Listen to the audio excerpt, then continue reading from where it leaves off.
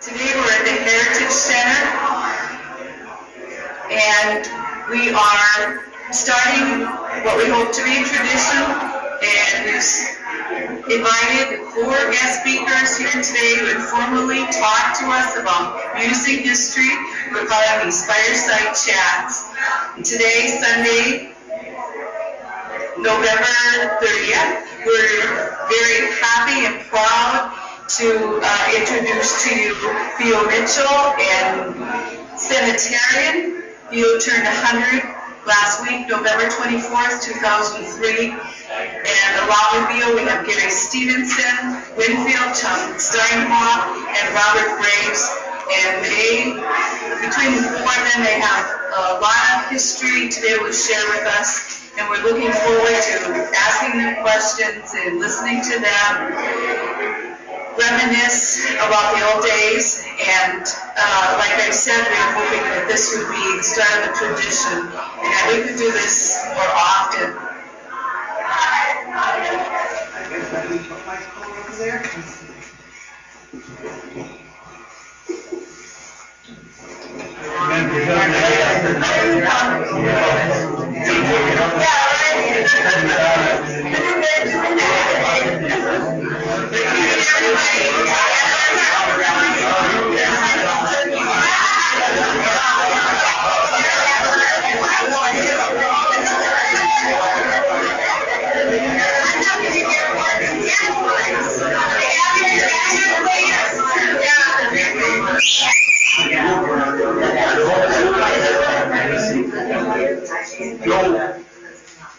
We're going to try and get started since we're now on time, 2:45.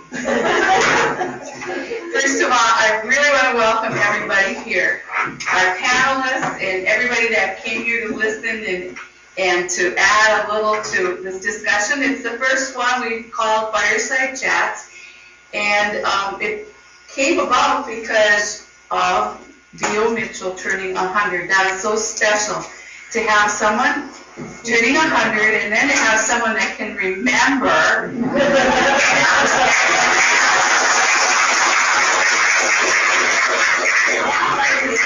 and walk down the stairs here faster than I ever could.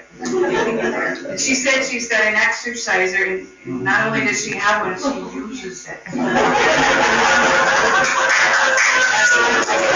Today was officially November 24th. So she is officially 100 by a few days here already. How does it feel? Okay. Yeah, she's going at 101. And when we asked her to come and speak, she didn't want to just talk by herself. She wanted other people here, and so we're really happy to welcome, along with Beo, Gary Stevenson, Chum Steinhoff, and Robert Graves.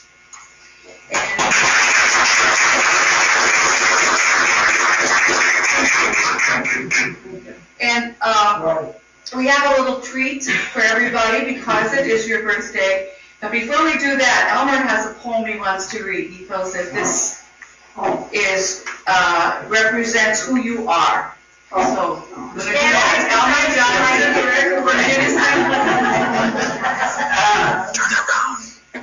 we're I want you to turn around so that the camera can get this in. You're on city TV today. I can talk for 10 minutes or no. If I wouldn't tell you, you would probably run me out. I knew Beo way back when I learned to ice skate. I see her on the ice rink, and she was by far the best ice skater, of course, because of her Norwegian background and everything. And I knew that, and then later on, when she was a librarian, it used to be fun to go to the library because she was there to help anybody out, and she knew where everything was, and we had a whale of a time there for school. School was really fun. Everybody walked. And no buses. And I could go on and on. But here's a poem I thought fit pretty much what I've been trying to put across, and it's by Ralph Waldo Emerson. And begins like this. How do you measure success?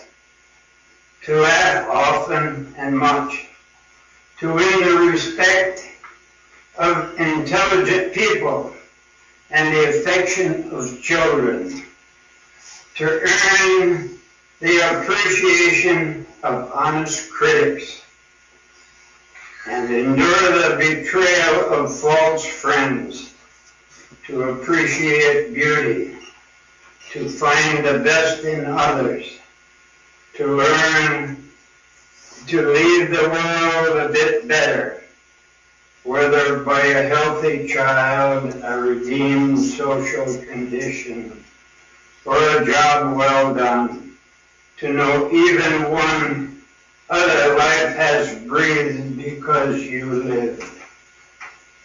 This is to have succeeded. Thank you.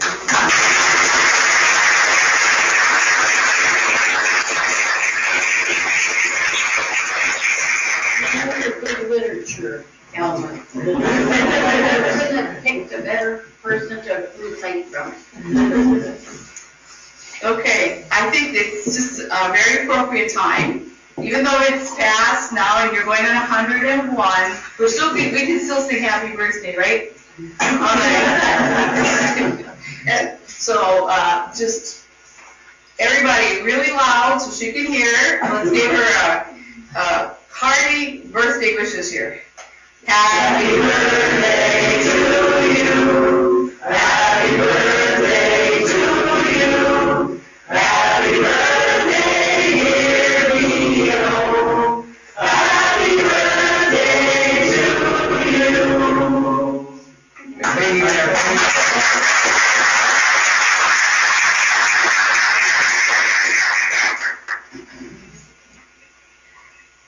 Bring it up. Yeah, we'll take a picture.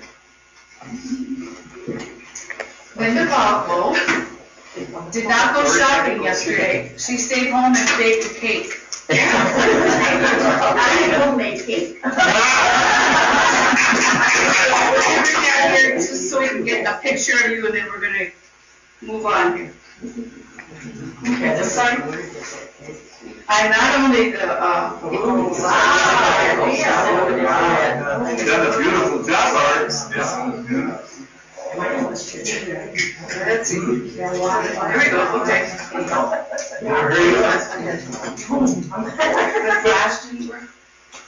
Somebody else better get a picture, because I don't think I'm doing too much.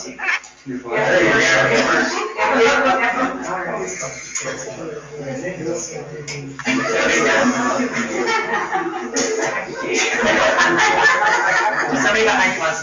Okay, all right. So great, then rock. No, it's on.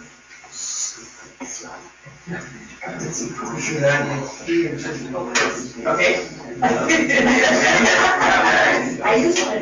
So, we'll cut it now, and if somebody yeah, wants it. and anybody that wants cake can go up and help themselves.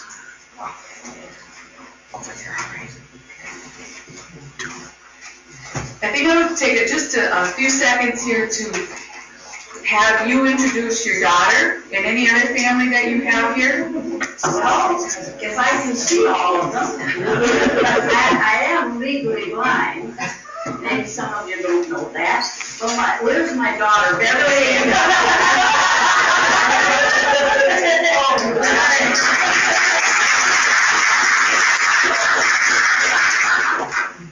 She gives me rides all over, and then my relatives that are around, they tell me to go ahead and ask them, and they'll take me anywhere. Pardon me, Beverly? I was going to say, if you'd like, your nephew Jim Ose and his wife Dorothy St. Martin Ose are here, and they want to stay. Their daughter Billie Jean and her husband Billie Louise. Oh, I'm thinking of Jean Ann right now. And your nephew Dick's daughter Beverly, another good name. And Grace, Nancy. There's a Dick's daughter. Oh, that's Dick, You met Dick's wife. her husband Reed. Right here. And your niece Nancy, Nelson. Did I miss any?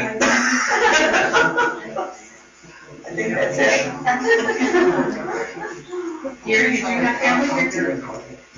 My wife is Alice. All right, there she is. Okay. All right. Chum, do you have family I here? got a brother right there. I'm surprised. Right here.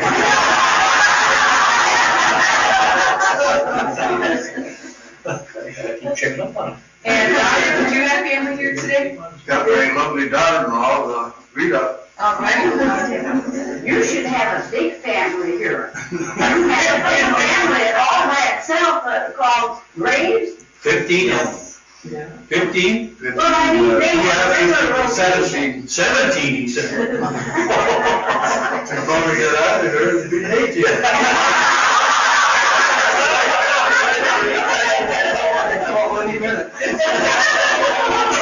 And now I want to introduce Richard McLaughlin, and he's going to be our facilitator today. He's going to get things going. And I just want to remind everybody in the audience, you will be able to ask questions or add something to the conversation. And if you look for the camera, because it really is being recorded for the city, and it'll be on the city channel, if you would introduce yourself, your first and last name. Okay, so I'm going to just turn this all over to Richard. I'm going to sit back, take some pictures, and enjoy myself, okay? To remind you. Okay, if I could just ask the gentleman that be at the table, well, the rest of us have to visualize the fireplace behind them now for a fireside chat. Right. But these people represent a lot of different backgrounds. Robert was many years logging and lumbering, Chum, commercial fisherman, and at one time put a baseball player, and lifetime city commissioner. Gary was a hardware store down on Superior Street, and Beo has been watching them all this time. Gary could play the saxophone. Yeah. Gary has a lot of experience in the music business. I would just like to suggest, there was a suggestion made to me, one of the prevalent things in our age group is the Depression. And I think it would be kind of interesting if each of you could relate what you remember about the Depression, what it meant in your family, or maybe what effect it had on you personally. Gary, would you like to start us out? Depression years? I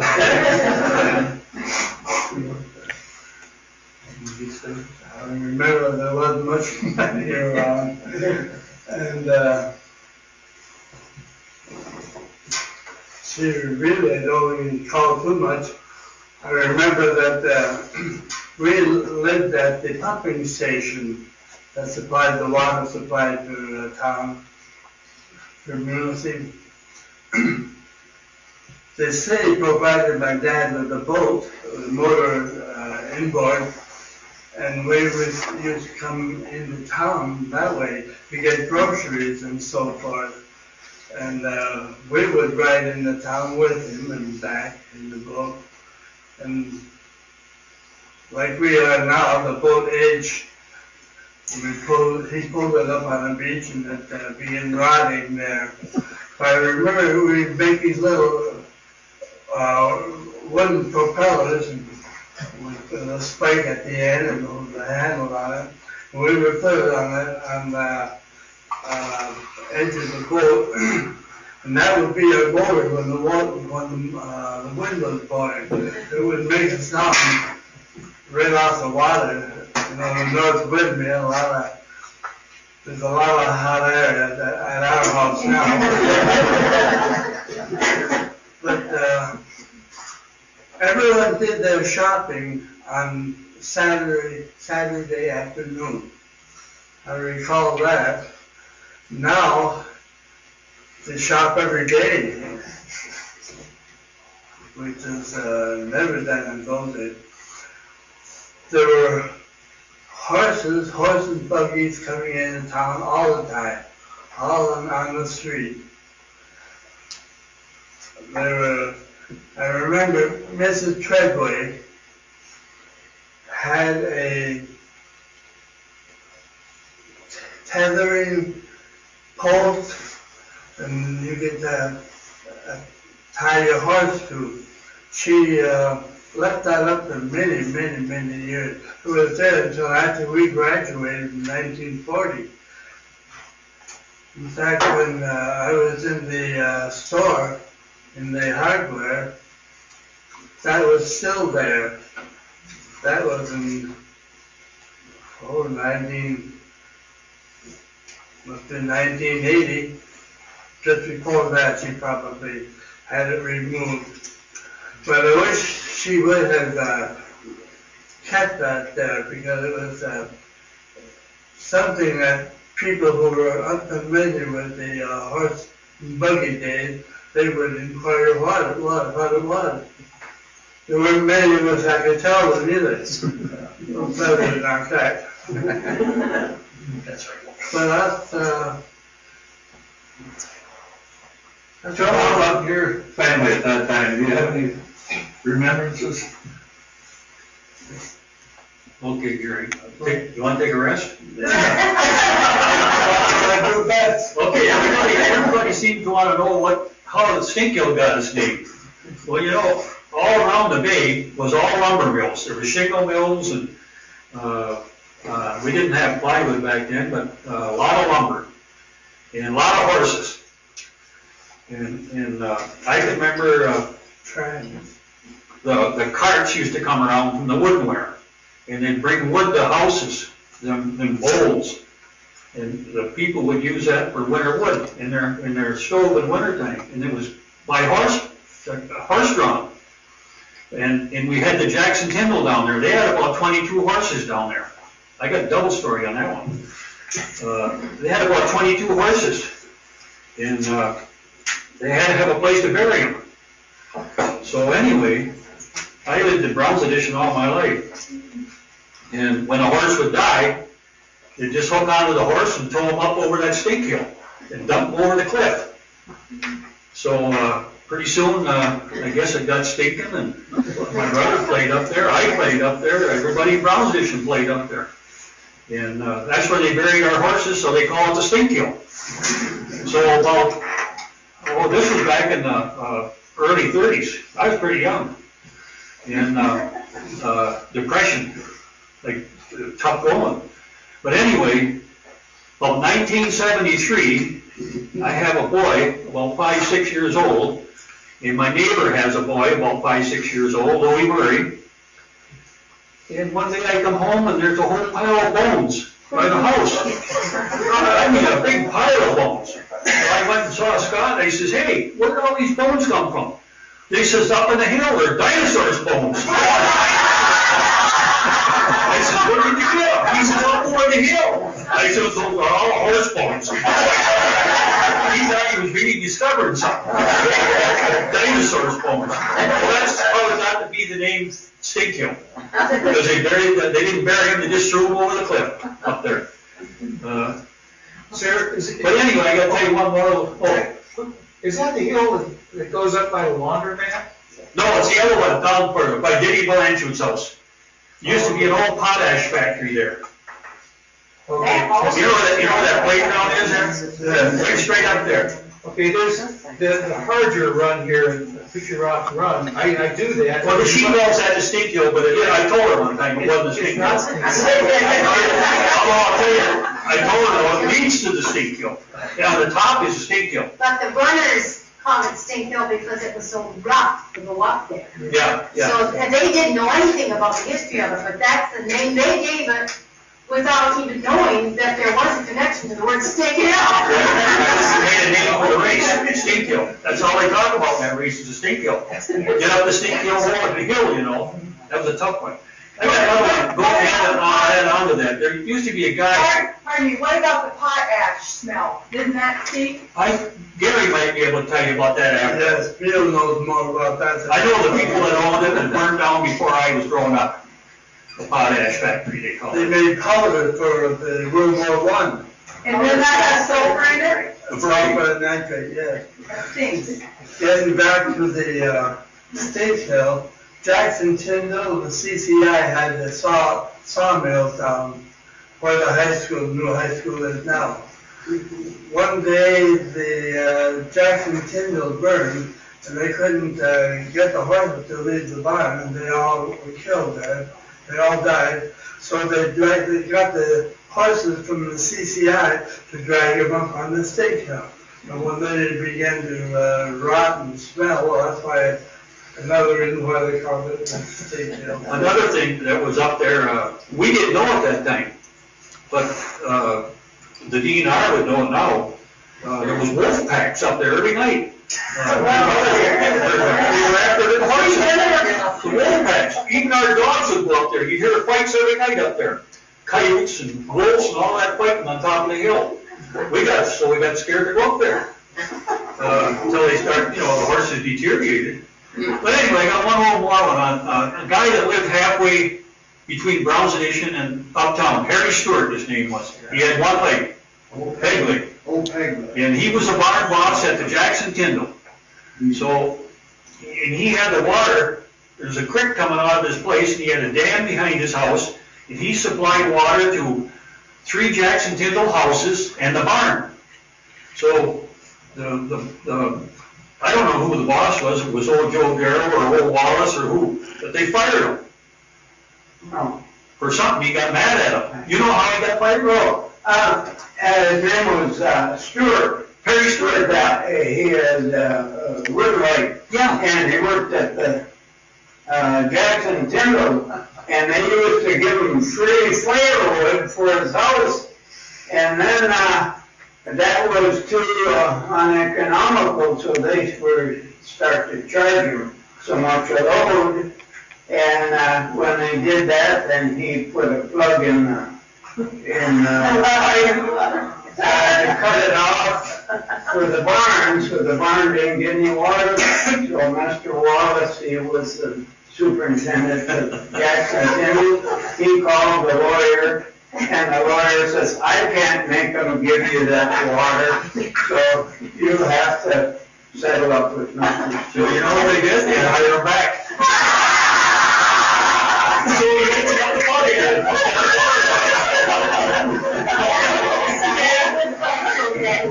They wanted him off that CCI property because he was living there for a long time. And there is a time when he could have taken a whole 40 acres. Right, he had squatters' rights. Yeah, yeah. Squatters' rights. Yeah, should have said him to Washington, D.C. Okay, Robert, do it.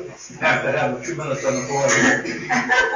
Well, maybe go now, that little big spell, but I'll go back to where we were born in Hiawatha.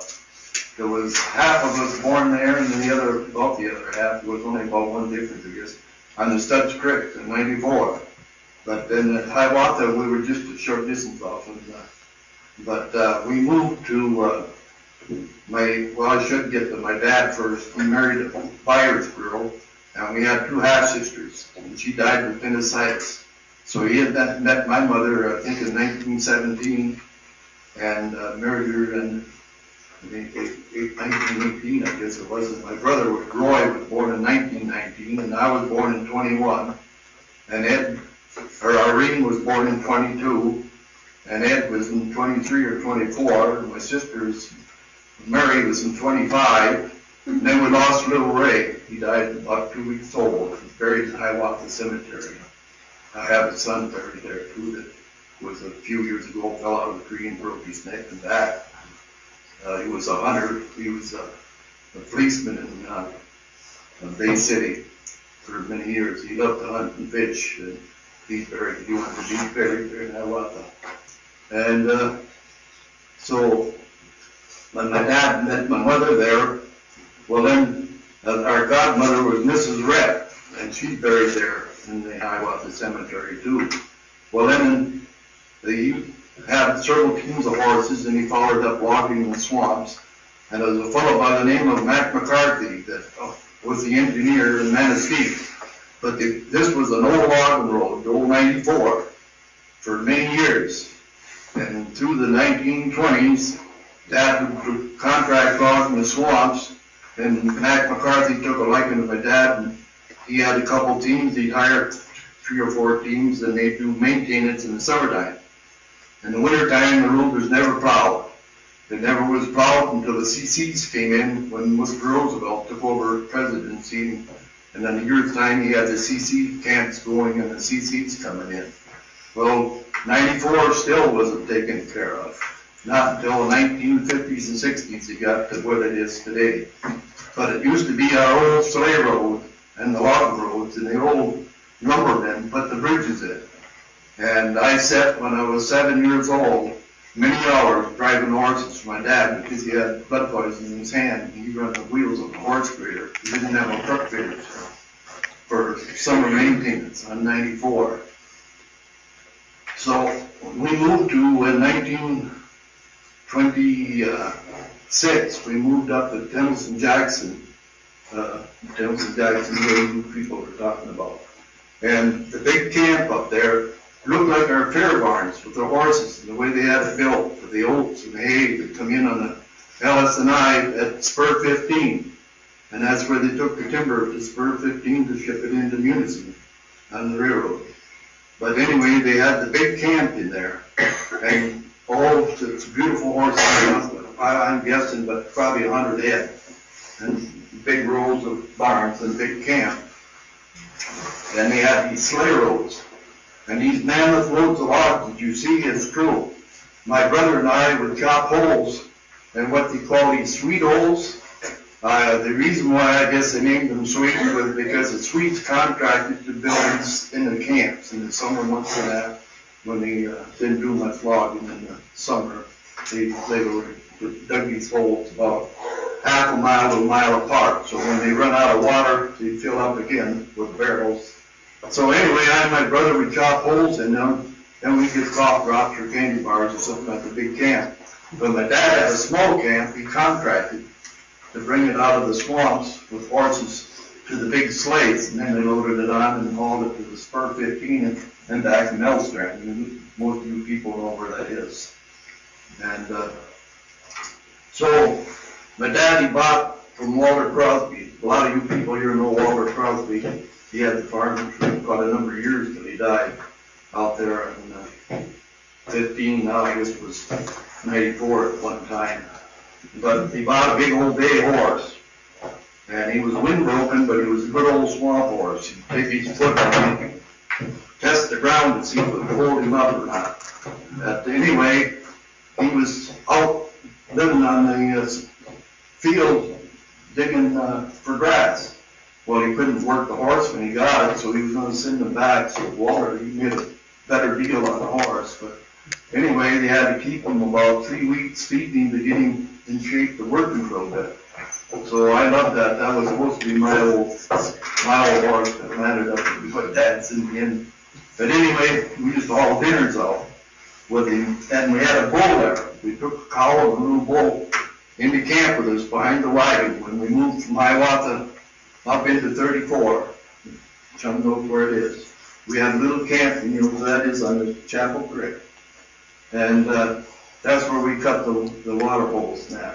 But this little hole, they had a little mule harness my dad had. I think they had a mule sometime or other before maybe my time, but they had the harness.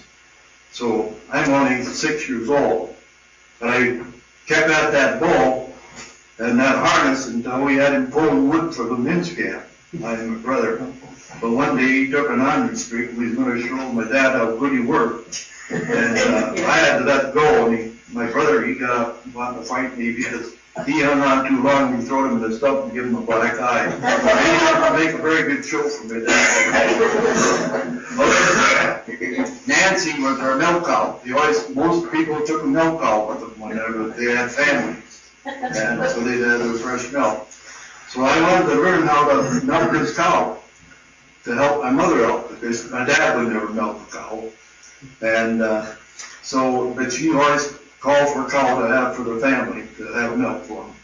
And so she was in a horse stall, And there was an extra stall there for an extra team of horses, and they have a pole in between the horses. So I had a nice leather suede jacket.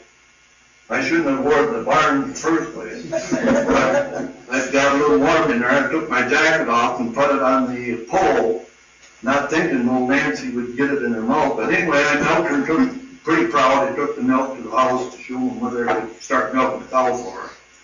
And I went back for my jacket. That cow took the whole jacket in her mouth and wadded it around like it could, and spit it out on the floor. I said, oh my God, what am I going to do now? I'm going to get a beating. So when we moved there was an extra old cook stove that they didn't need, so they moved that out. And my mother, she was kind of for me because I was doing something good for her. And my daddy broke a trace that day. That's the tug that on the harness for horses work. And them days you didn't have many extras, so menacing would be the closest. Of course, you'd have to bring it up on the train. But then he thought them stove bolts in that stove would fix the harness. So he found my jacket in that stove, so I got my little licking anyway.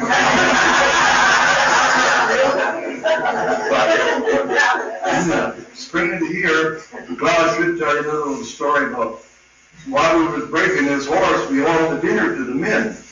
And the horse got a little more life and getting lots of oats and that each day. I and my brother had a big kettle of stuff for the beans and stuff cooked up.